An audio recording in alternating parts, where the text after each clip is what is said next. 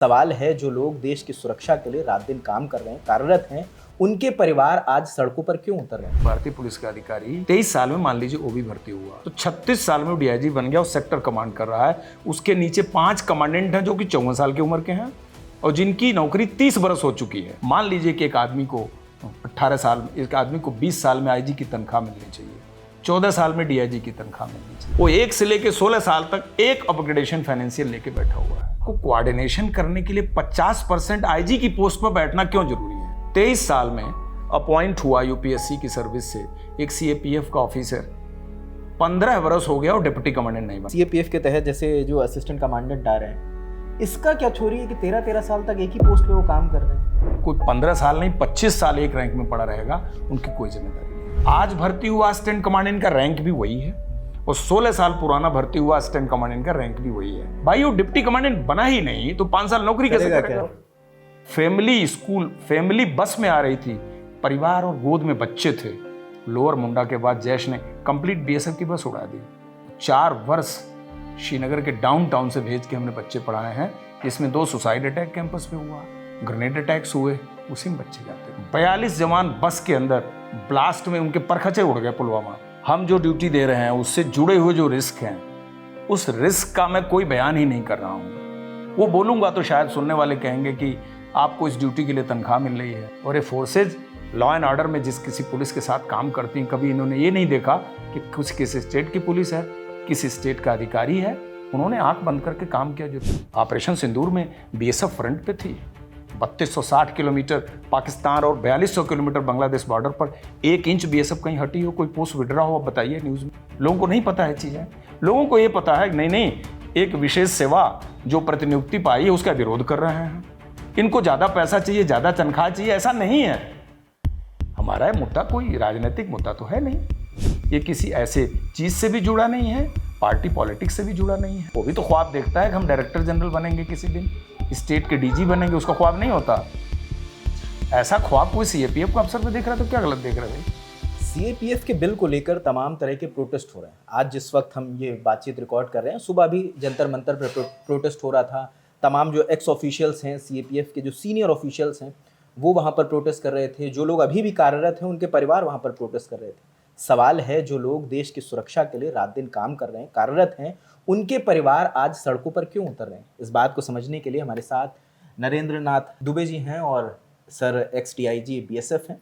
और एक फिल्म आई थी ग्राउंड ज़ीरो, उसमें जो इमरान हाशमी का किरदार जिन्होंने अदा किया है, इमरान हाशमी ने सर का ही किरदार को फिल्माया है। तो सर, पहले तो हम ये समझना चाहते हैं कि आखिर ये पूरा विवाद क्या है, अगर आप आसान शब्दों में समझा पाएँ, क्योंकि जो लोग जिनका दायित्व है देश की सुरक्षा रक्षा करने का, उनका परिवार अभी मैं मिला था, वो लोग वहाँ पर प्रदर्शन करने के लिए उतरे हुए हैं। एक्चुअली इस विषय को लेकर बड़ी भ्रांतियां हैं लोगों को और कई सारे मिसकॉन्सेप्शंस भी लोगों के दिमाग में चल रहे हैं। लोगों को ऐसे लग रहा है जैसे कोई इंटर सर्विसेज विरोध है, किसी एक पर्टिकुलर सेवा को लेके सीएपीएफ के अधिकारी कर्मचारी एक विरोध जता रहे हैं, बट सच्चाई ये नहीं है। इस पूरे क्षोभ का, इस पूरे दुख का भारतीय पुलिस सेवा के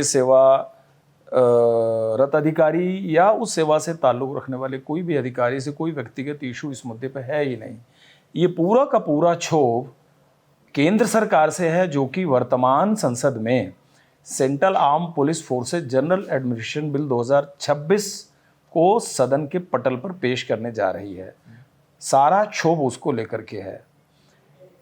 वो इसलिए है कि सेंट्रल आर्म पुलिस फोर्सेज अलग अलग सालों में अलग अलग उद्देश्य के लिए तैयार की गई, भारत सरकार के द्वारा इनैक्टमेंट ऑफ पार्लियामेंट के तहत तैयार की गई।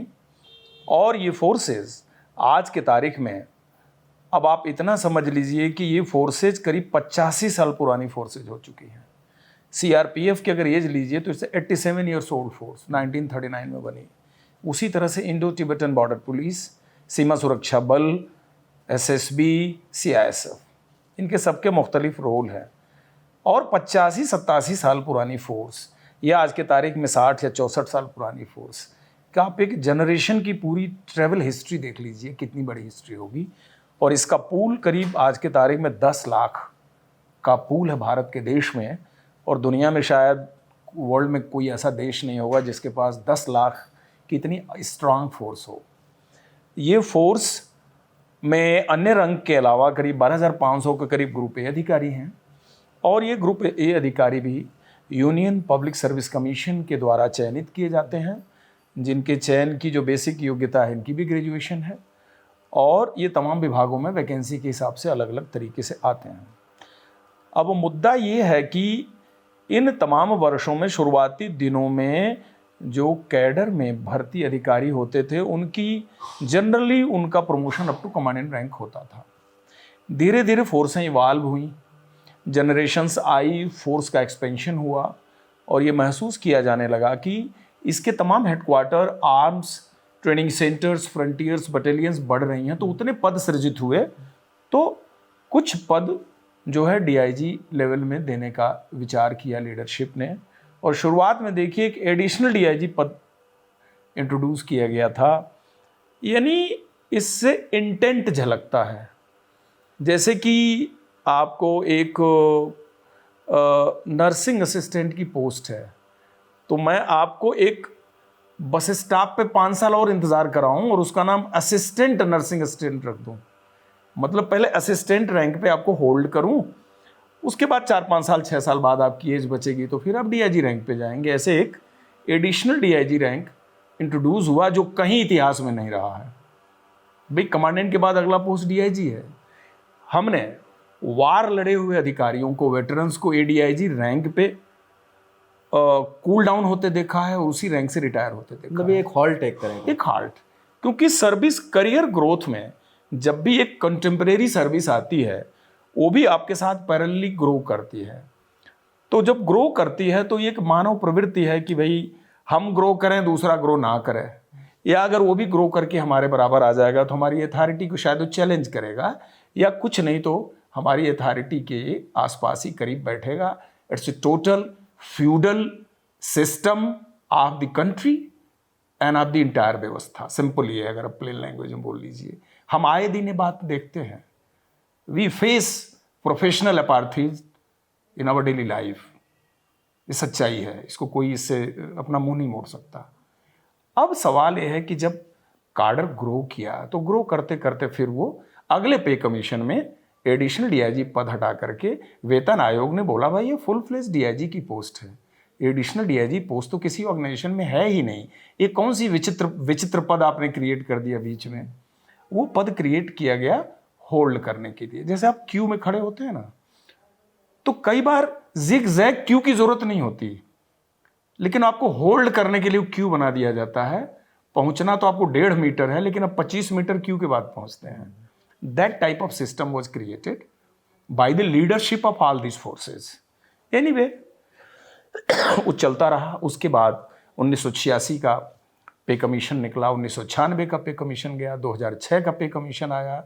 बीच में सरकार की कैडर रिव्यू की नीतियां भी होती रहीं और कैडर के ग्रोथ पे भी काम होते रहे। लेकिन जो बेसिक सवाल ये था कि एक स्टेज आई कि कैडर के अफसर को आईजी पद में भी उसको पदोन्नति दिया जाना प्रारंभ किया गया, जिसकी शुरू के कोटा बहुत छोटा सा था और उसी पूल में वो प्रमोट होते थे।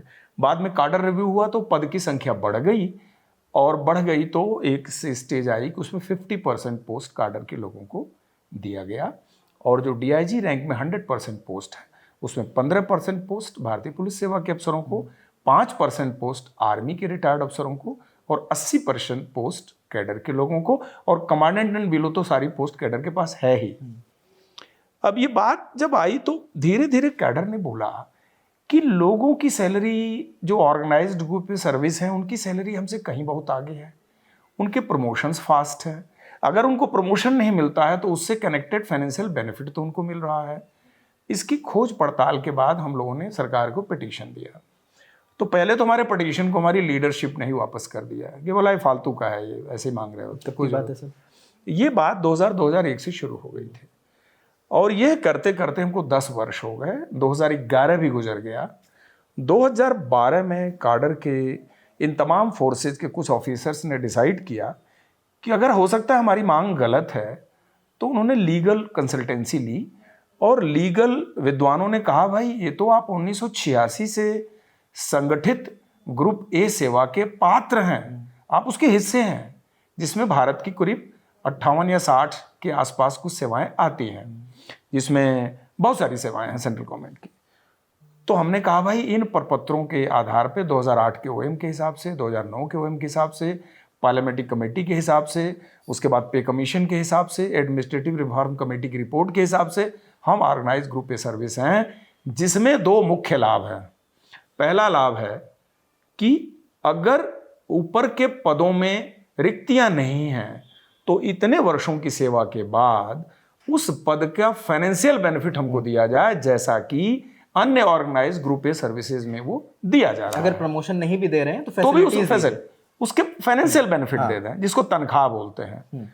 दूसरा ये निवेदन ये था कि इस ऑर्गेनाइज ग्रुप ए सर्विस का एक बड़ा रीढ़ की हड्डी वाला नियम है। वो नियम यह है कि SAG, सीनियर एडमिनिस्ट्रेटिव ग्रेड, यानी ज्वाइंट सेक्रेटरी या IG रैंक की सारी पोस्टें और उसके नीचे की सारी पोस्टें कैडर के पास होनी चाहिए, सो दैट कि कैडर से ग्रो किया हुआ अधिकारी अपवार्ड्स मोबिलाइज कर सके और एक रिक्विजिट रैंक तक वो पहुंच जाए, रिटायरमेंट तक। तो DIG पद में हमारे पास 80% पहले से पोस्टें थी, कमांडेंट एंड बिलो तो 100% पोस्ट हमारे पास है ही, IG लेवल में 50% पोस्टें थी। इन्होंने बोला नहीं ये नहीं है, और ये क्वेश्चन किया कि आप ऑर्गेनाइज ग्रुप ए सर्विस हैं ही नहीं, you are not organise group A service. उसके लिए भी लड़ाई लड़ी आप लोगों ने। हम ऑर्गेनाइज ग्रुप ए सर्विस को तस्दीक कराने के लिए, ऑथेंटिकेट कराने के लिए हम लोग दिल्ली हाई कोर्ट में गए। दिल्ली हाई कोर्ट में जब पिटीशन पड़ी 2012 में, तो हम लोग 2015 में ये केस जीत गए।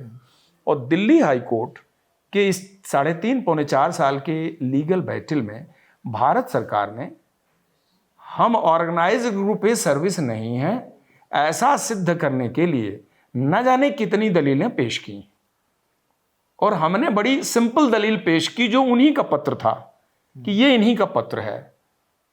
तो दिल्ली हाई कोर्ट ने बोला कि नहीं, आप ऑर्गेनाइज ग्रुप ए सर्विस हैं और उससे जुड़ी हुई जो सुविधाएं हैं उसके आप पात्र हैं, और हम मुकदमा जीत गए। सुविधाएं मिली? सुविधाएं आज तक नहीं मिली। सुविधाएं नहीं मिली वो तो सच्चाई है, बट सुविधाएं आज तक नहीं मिली।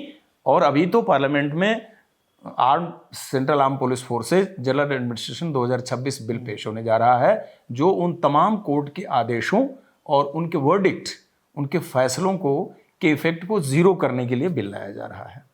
तो जब 15 में ये मिला नहीं, तो भारत सरकार हमारे खिलाफ सुप्रीम कोर्ट में चली गई कि नहीं, दिल्ली हाईकोर्ट का फैसला हमें मान्य नहीं है। ठीक है, उस सुप्रीम कोर्ट में SLP में चली गई, हमको नोटिस हुई, हम लोग वहां भी केस लड़े। वहां जब केस लड़े तो हम 2019 जुलाई में वहां भी केस जीत गए, और सुप्रीम कोर्ट ने बोला कि ये ऑर्गेनाइज्ड ग्रुप ए सर्विस हैं, इस निर्णय में कोई भी संदेह नहीं है। अगर मैं ऑर्गेनाइज्ड ग्रुप ए सर्विस हूं तो उससे अटैच्ड जो 2 बड़ी सुविधाएं हैं उसका पात्र मैं क्यों नहीं हूं? उसका पात्र तो मैं हूंगा ना। ऐसा तो नहीं हो सकता कि आपके पास फर्स्ट क्लास का टिकट है और फर्स्ट क्लास पे आपके बर्थ पे आपको बैठने नहीं दिया जाएगा, ऐसा तो नहीं संभव है। इसी दौरान 2015 के फैसले के लागू ना होने की वजह से एक कंटेम्प्ट पिटीशन दाखिल हुई। उस कंटेम्प्ट पिटीशन की जो आख्या हुई, उस आख्या में एक दिल्ली हाई कोर्ट से दूसरी बेंच से जजमेंट आया कि नहीं, हम इन डेपुटेशन के पदों को छेड़ने पर हम कोई भी टिप्पणी नहीं करेंगे। तो वो एक तरह से उन्होंने उसकी टोटल जीते हुए केस की उन्होंने एक अलग आख्या कर दी। हम उसके खिलाफ हम फिर SLP में चले गए। 2019 में जीतने के बाद भी इस कंटेम्प्ट पिटीशन के बाद दिल्ली हाई कोर्ट के एक दूसरे बेंच के जजमेंट के अगेंस्ट हम फिर SLP में चले गए। 2025 मई में हम वो भी जीत गए। मतलब ऑर्गेनाइज्ड सर्विसेज उन्होंने बोला है ऑर्गेनाइज ग्रुप ए सर्विस है, वो सारी इनको सुविधा दीजिए। पहला लिखा कि they are ogas and every facility related to ogas should be given by the government. ये 2019 में हो गया था। ये 19 में तो हो ही गया था, अब 2025 मई में भी हो गया। और उन्होंने बोला कि आज से 6 महीने के अंदर गृह मंत्रालय इस पे कार्रवाई करे, और कार्रवाई करने के बाद DOPT आज उसके 3 महीने बाद 3 महीने के अंदर DOPT इस पे कंप्लीट एक्शन करे। अब DOPT क्या एक्शन करेगी? जहां गृह मंत्रालय इसको लागू करता है तो हमारे सर्विस रूल और रिक्रूटमेंट रूल में परिवर्तन करने पड़ेंगे, उनको हार्मोनाइज करना पड़ेगा on the line of organise group A service. जैसे ये आपकी बटन लगी है ना कमीज में, तो उसके जो होल हैं उसी हिसाब से बनाने पड़ेंगे। अभी वो मिसमैच्ड है, वो पुराने नियमों पे चल रहे हैं, इसीलिए किसी को कोई सुविधा नहीं मिल रही है। गवर्नमेंट ने उसके बाद भी ये निर्णय लागू नहीं किया। मतलब 19 में आप जीते, हम 15 में जीते, 19 में जीते, 25 में जीते। तो गवर्नमेंट इस फरवरी 26 में रिव्यू पिटीशन में चली गई। गवर्नमेंट ने बोला कि नहीं आप इस निर्णय पर पुनर्विचार करिए और ये निर्णय सही नहीं है, तो रिव्यू पिटीशन में भी हार गए। मतलब सरकार अभी भी आपको ऑर्गेनाइज सेक्टर मानने को तैयार नहीं है, उससे जुड़ी फैसिलिटी देने को तैयार नहीं है। तो इतनी बड़ी लीगल स्क्रूटनी के बाद क्या ये सामान्य बात है कि कोई फेडरल गवर्नमेंट 10 लाख फोर्स में कटिंग एज पे ऑपरेशनल जो पिलर्स हैं ऑफिसर्स ग्रुप ए सर्विस के, उनके हित के खिलाफ आप क्या एक ऐसा कानून लेके आएंगे जिसमें दो वर्ग को साथ ग्रो करने का हक नहीं होगा? यानी एक वर्ग है जिसको वो हुकूक प्राप्त थे एसएजी के, जो कि आईजी लेवल तक पदों पर बैठने का हकदार था, उसको पद नहीं मिलेगा। और अभी वो बिल जो लेके आ रहे हैं उसके प्रारूप में ये है कि आईजी लेवल पर 50% जो बर्थ है, सीट है, वो भारतीय पुलिस सेवा के अफसरों को होगी, 50% कैडर को होगी, और एडिशनल डीजी की पोस्ट मिनिमम 67% जो है भारतीय पुलिस सेवा के पास होगी। ये भी खेल देखिए, 67%। तो देखा जाए तो बहुत पहले 67 और 33 का कॉम्बिनेशन था। 33 का अर्थ है कि 3 में से 1 हमारा एडिशनल डीजी कैडर का बनेगा, 2 भारतीय पुलिस सेवा का बनेगा। चिदम्बरम साहब जब गृह मंत्री थे तो उन्होंने अपने एग्जीक्यूटिव ऑर्डर से ऑर्डर निकाला कि नहीं, वो 67 घटा के बढ़ा के 75 कर दीजिए भारतीय पुलिस सेवा का, कैडर का 25% ही रखिए। यानी 4 होगा तो हमारा 1 बनेगा, 3 उनके बनेंगे। इसके पीछे का लॉजिक क्या है? ये लॉजिक, अभी मैं जंतर मंतर पर लोगों से बात कर रहा था तो वो मुझे ऐसे समझा रहे थे कि आप लेट सपोज समझिए किसी स्कूल में एक टीचर ज्वाइन करता है, वो उस स्कूल को बेहतर समझता है, एक टाइम के बाद वो हेड मास्टर बन गया, स्कूल को बेहतर समझता है, उसका काम अच्छा था, वो जाके प्रिंसिपल बन गया। वो अपनी चीज़ों को बेहतर समझता है, वो अपने मेरिट के हिसाब से बढ़ता है। मगर यहाँ पर अभी जब मेरी लोगों से बात हुई तो कह रहे कमांडेंट असिस्टेंट कमांडेंट के में ज्वाइन किया, 16-17 साल हो गए, असिस्टेंट कमांडेंट डिप्टी कमांडेंट नहीं बन पाए। देखिए, इसके लॉजिक को तो सरकार ही बता सकती है, क्योंकि सरकार ने पब्लिक डोमेन में ऐसा कोई लॉजिक पेश नहीं किया जो लोगों की जिज्ञासा को शांत कर सके। सरकार ने जो कारण लिखे हैं उस बिल के अंदर, उसमें लिखा है कि for coordination and better administration and centre state coordination. आप ये बात बताइए कि आपको कोऑर्डिनेशन करने के लिए 50% आईजी की पोस्ट पर बैठना क्यों जरूरी है? अगर 46 आईजी की पोस्ट है, उसमें 23 पोस्ट पर आप आईजी बन के आएंगे, आप कोऑर्डिनेशन तब करेंगे। और क्या कोऑर्डिनेशन करेंगे वो मैं बताता हूं। कोऑर्डिनेशन होता है कंपनी कमांडर लेवल पे। जब हम अपॉइंट होकर के फील्ड में गए, मैं बाड़मेर में पोस्टिंग गया, अगले दिन मेरे कमांडेंट ने बोला कि जिले के एसपी और डीएम से तुम कॉल ऑन करो। हम लोग अगले दिन टाई लगा के टाइम लेके उनको कॉल ऑन करने गए।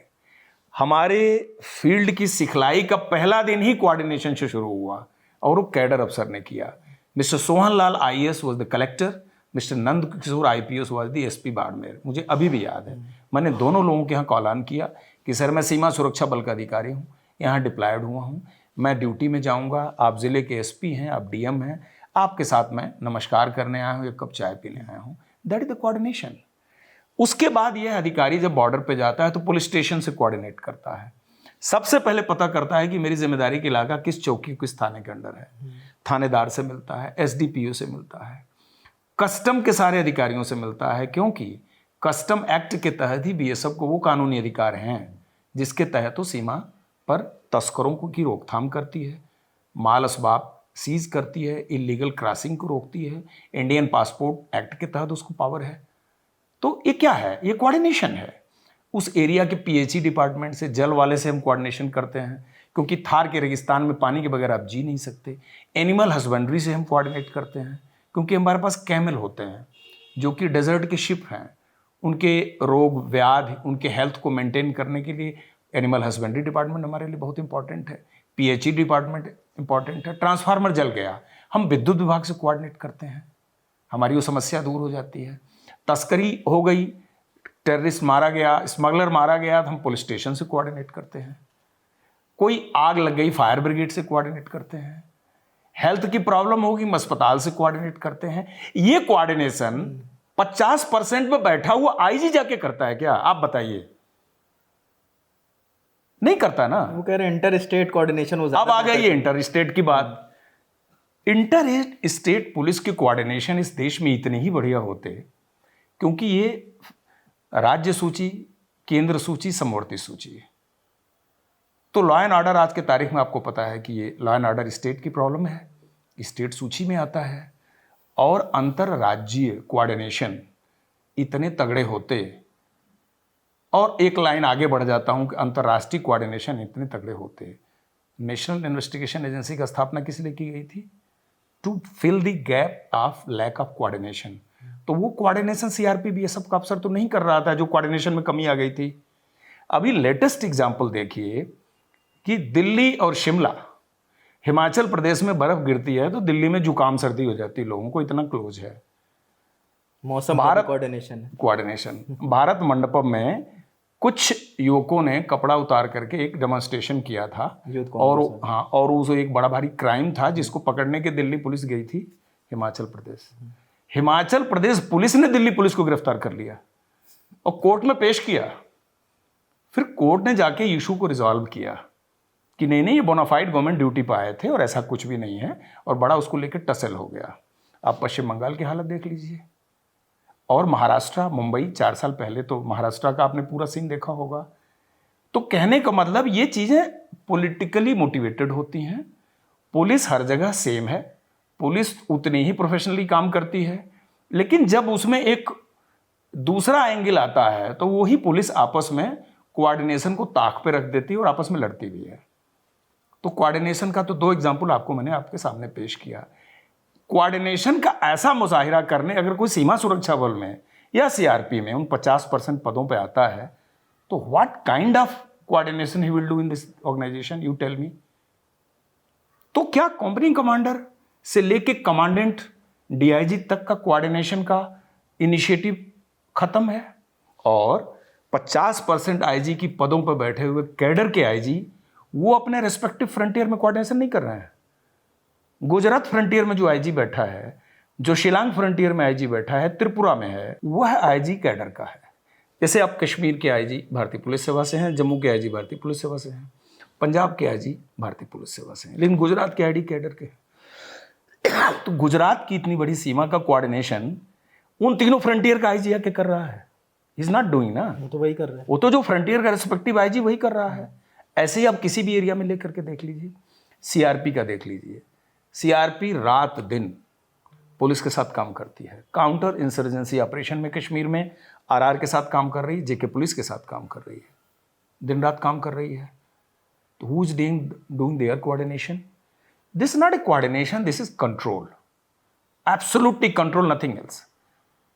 और एक होम ग्रोन काडर जो कि पैदा, फ्रस्ट्रेशन का लेवल देखिए कि यूपीएससी के थ्रू सिलेक्शन का अगर एज आप 23 साल मीन एज ले लीजिए कि 23 साल उम्र, मैं जस्ट एक उदाहरण के लिए कह रहा हूं, आप इसको 24 भी कर सकते हैं, 25 भी कर सकते हैं।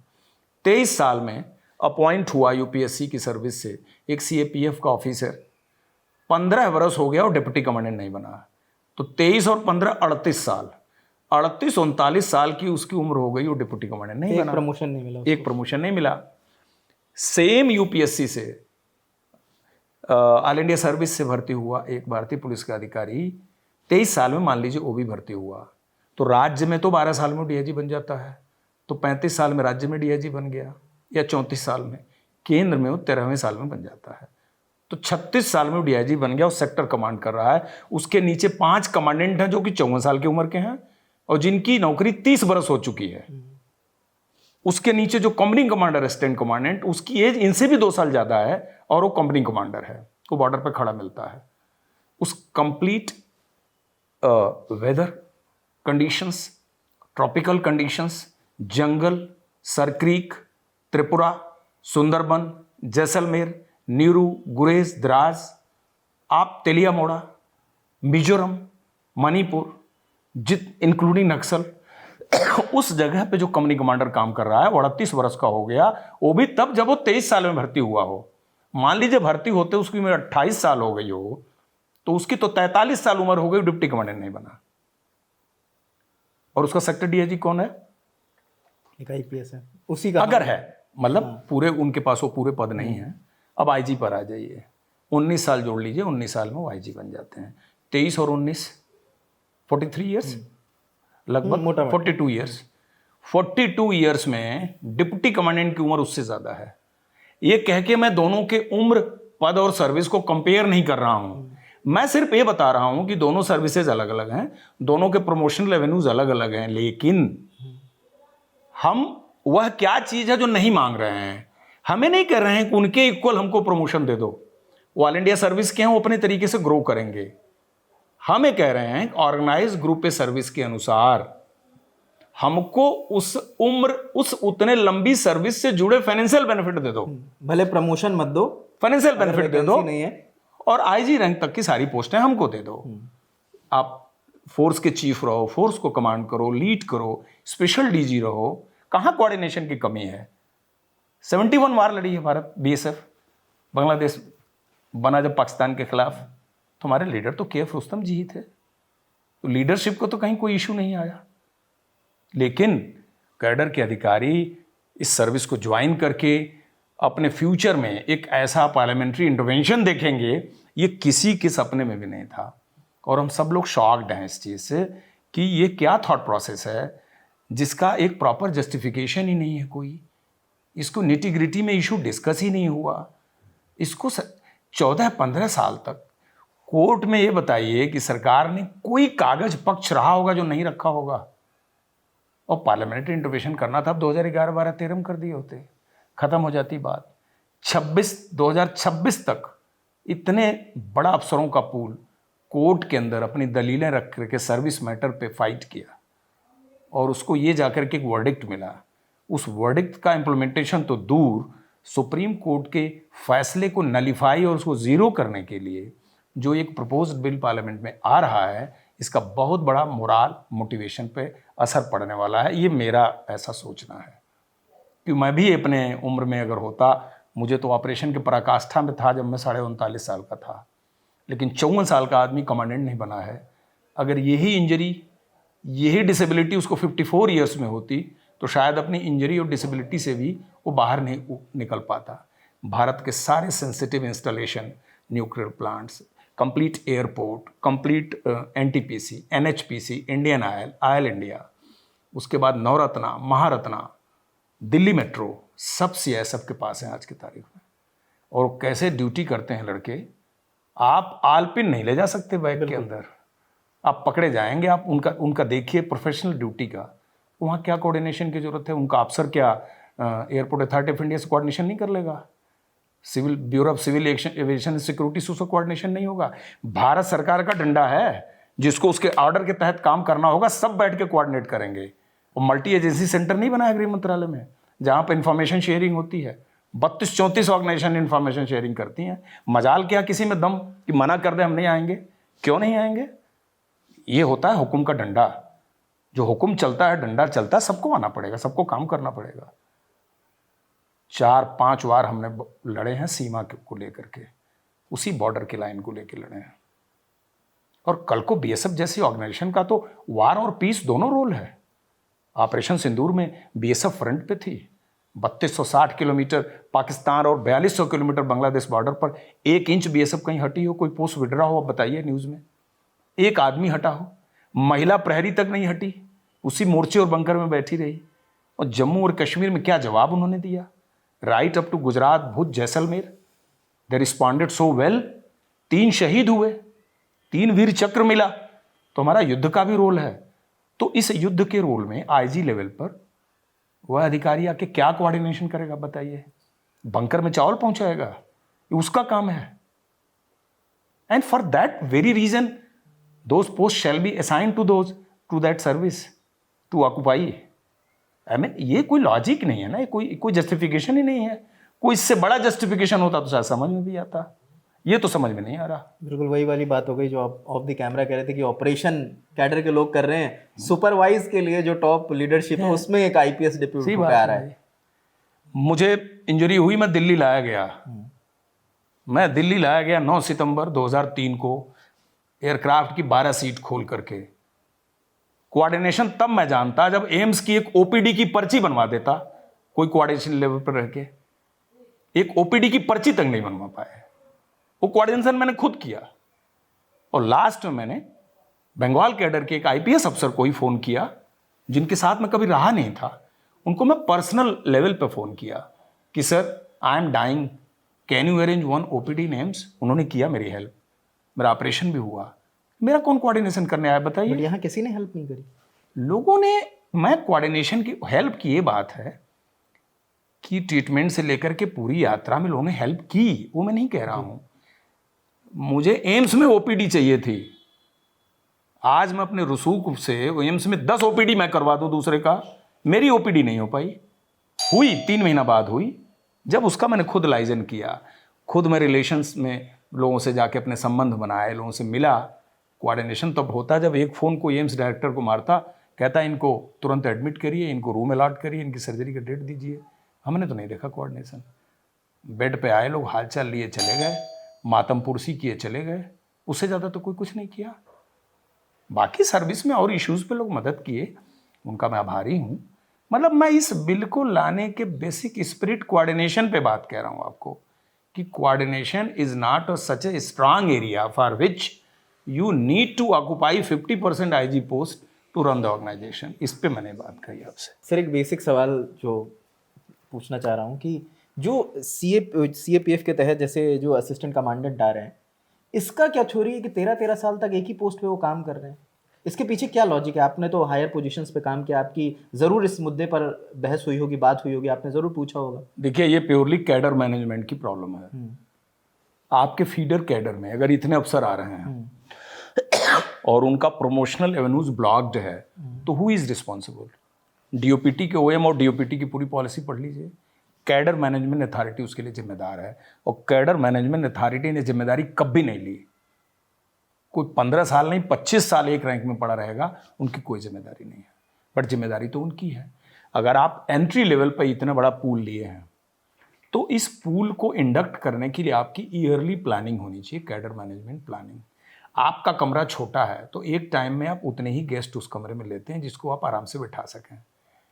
आप 10 बाई 15 के कमरे के अंदर 200 आदमी एक साथ बिठा सकते हैं? नहीं बिठा सकते। अब सवाल आता है कि ऑपरेशनल फंक्शनल नीड में आपने एंट्री ग्रेड पे अफसरों को लिया, तो लेने के बाद प्रमोशनल पिरामिड क्रिएट करना कैडर मैनेजमेंट का काम है, कैडर कंट्रोलिंग अथॉरिटी का काम है, जो नहीं करते हैं। उसके बाद डीओपीटी की रेशियो के हिसाब से आप ऊपर के रैंक डिसाइड करते हैं। मैं तो कह रहा हूँ कि 14 साल 15 साल स्टेगनेट करने वाले अफसर फिर भी फ्रस्ट्रेट नहीं होते अगर आप वर्षवार जुड़ी हुई वो गास की फाइनेंशियल बेनिफिट इनको दे देते, तो भी ये कुछ नहीं बोलते।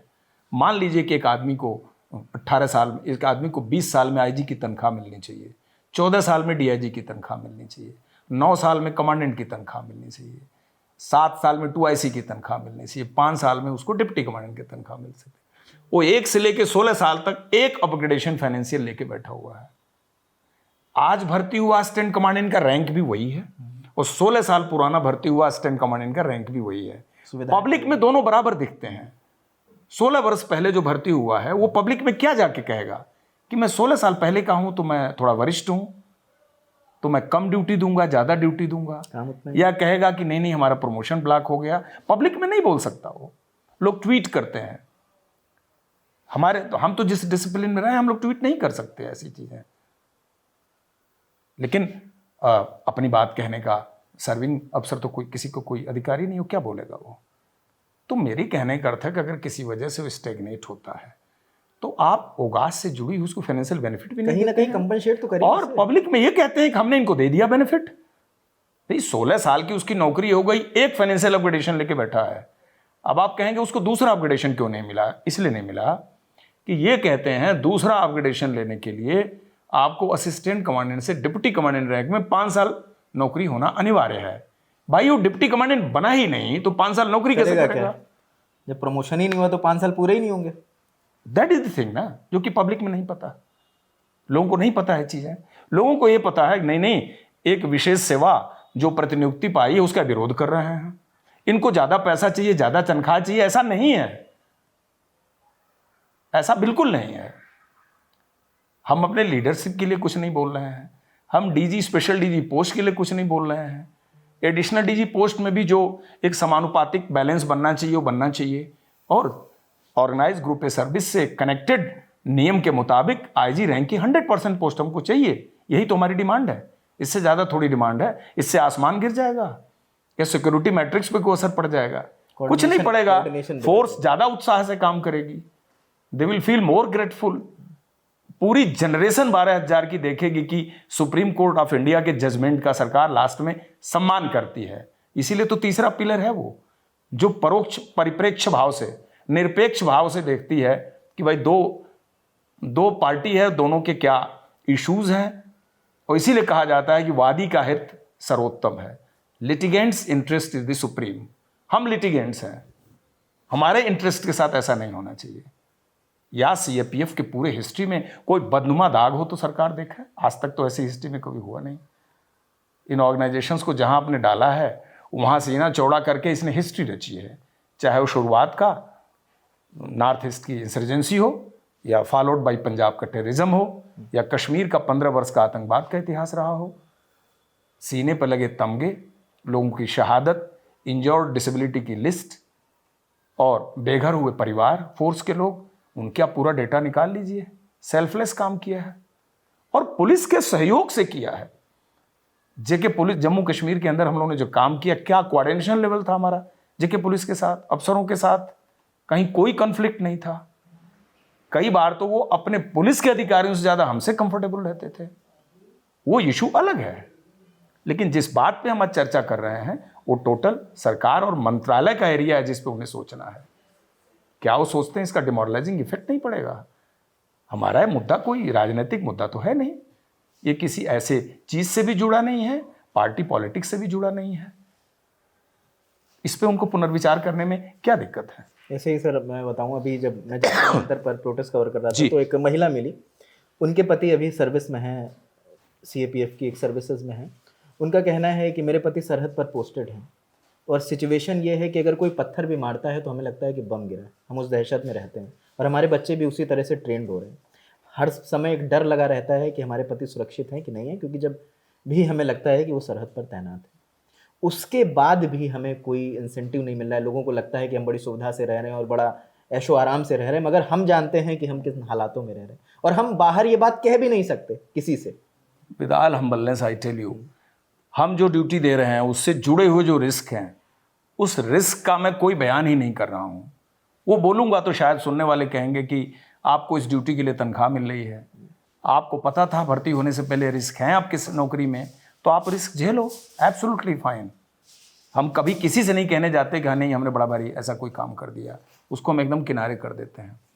फैमिली की भी इश्यूज, फैमिली भी हमारे उस रिस्क का पार्ट होती है, उस ट्रोमा को झेलती है, उस डिस्टर्ब लाइफ का हिस्सा होती है। जब भर्ती होता ऑफिसर, उसके गोल्डन डेज बॉर्डर पे गुजरते हैं, जीवन का जो बहुमूल्य हिस्सा बॉर्डर पर गुजरता है। हमारे 3 बच्चे हैं, तीनों के बर्थ के समय मैं घर पे नहीं रहा हूँ, अब तो सब सेटल हो गए, कभी नहीं रहा हूँ। जब वो मिशन हुआ था गाजी बाबा वाला, तो घर पे आखिरी बात क्या हुई थी वहां जाने से? परिवार मेरा था मेरे साथ, वही था। 4 वर्ष श्रीनगर के डाउनटाउन से भेज के हमने बच्चे पढ़ाए हैं, जिसमें 2 सुसाइड अटैक कैंपस पे हुआ, ग्रेनेड अटैक्स हुए, उसी में बच्चे जाते थे। जिस स्कूल में आपके बच्चे 100% एयरफोर्स केंद्रीय विद्यालय एयरपोर्ट श्रीनगर, और उसी डाउनटाउन से बस जाती थी। हमने उस टाइम में उन बसों में भेज के बच्चे पढ़ाने का रिस्क लिया है। आज के तारीख में श्रीनगर में बच्चे पढ़ा के कोई देख ले, या कहीं भी इन जगहों में। नहीं, जब आप ऑपरेशन के लिए गए थे तो घर पे बता के गए थे? हाँ, घर में पता था, क्योंकि परिवार इतना डेंजर ऑपरेशन है। बिल्कुल पता था, बिल्कुल पता था, और ये रिस्क और डेंजर सबको मालूम था, ये हमारे लाइफ का पार्ट था।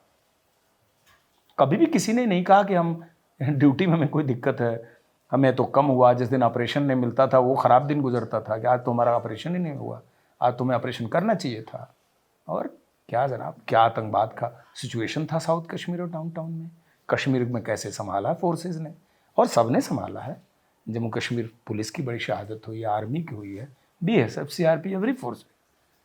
हमें, जैसे कि शुरुआत में आपको बताया मैंने, कि ये एक दुष्प्रचार है कि हमारी किसी सर्विस के अगेंस्ट कुछ है, उनके प्रति कोई ग्रज है, ऐसा बिल्कुल नहीं है।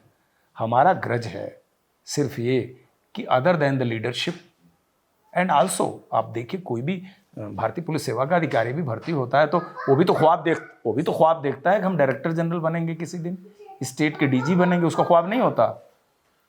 ऐसा ख्वाब कोई CAPF का अफसर भी देख रहा है तो क्या गलत देख रहा है भाई? आप बताइए, देखना नहीं चाहिए उसे? ये फोर्सेज आज की बनी है, ये forces complete 15,500 kilometre land border Bharat का संभालती हैं। ये फोर्सेज कंप्लीट नक्सल, 10 स्टेट में नक्सलिज्म था, उसको ला करके CRP ने और लोकल पुलिस ने 31 मार्च को जीरो करने जा रही है।